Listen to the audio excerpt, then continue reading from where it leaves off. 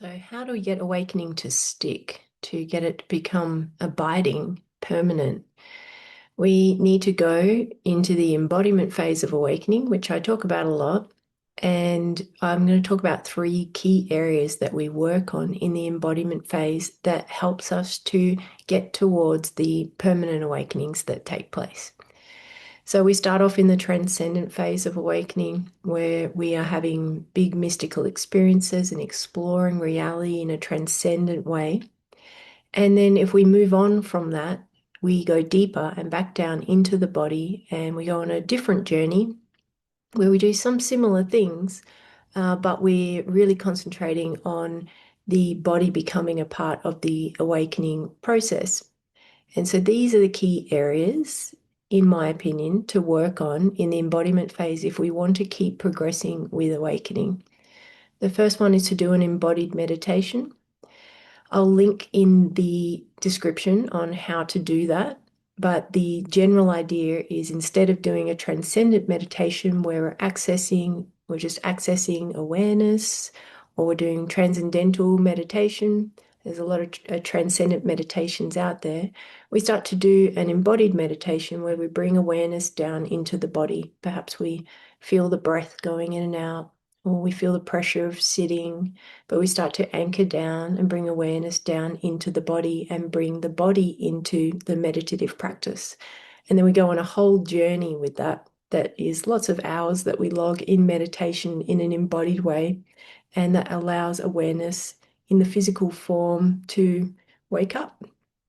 And the second general area that we work on in the embodiment phase is what could be called healing, but we're doing something very specific, and that is we're clearing out the vessel, out the body and the mind, so that awakening can stick, so that it can become permanent. We need this vessel to be empty of its content. Now, the content is made up of all kinds of things. It can be traumas and karma and patterns and contractions of energy and ways that we hold the body, but it is happening on a physical bodily level, a somatic level. It's happening on an emotional level where there are emotions that are repressed and didn't get to be expressed at the time when something happened that are bound up in that. And then there's also stories in the mind and beliefs and identities that have been formed because of events that took place and because of conditioning. And we need to unbind all three levels to allow this to all to become empty, an empty body mind. And so we need to find a way, which is sometimes in therapy with modalities such as somatic experiencing that I recommend, where we can come at those three different levels to ensure that we cover off all those bases. So the somatic imprints and contractions stored in the body. We process the emotions that are bound up and repressed in the system, and we cry and we scream and we yell and we set boundaries and we do rage release and all kinds of things. And then also all of the stories and the ways that has bound up things in the mind and all of the conditioning and breaking beliefs and all of that good stuff, and then really going into the unconscious realm, including shadow work on the level of the mind. So, on all three levels, we are emptying out.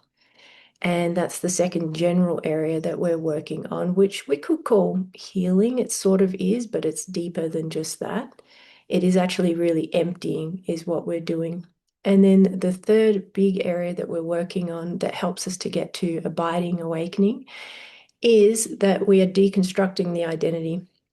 And we may have thought we were doing this earlier on. We may have had lots of changes going on in life, but we might find that the identity was falling apart, and then we were recreating it into something else, a different identity, going from one career to another career or one relationship to another relationship. And so we were actually just changing identity. Where in the embodiment phase, it wants that identity structure to completely deconstruct until there's nothing left of it. So to be liberated is to have no identity. And so it has to fall apart, not be transcended. And so this is quite different from the transcendent phase where we may have been transcending or rebuilding identities. Now it is deconstructing and we're not replacing it with anything. And that can be quite challenging. And there can be grief and sadness around letting go of our ideas of what we wanted in the world. And it can be quite a challenging process. But that's the third area that we work on during the embodiment phase of awakening. And so, how is it beneficial to know this sort of loose structure? And there's so many different components to those three general areas.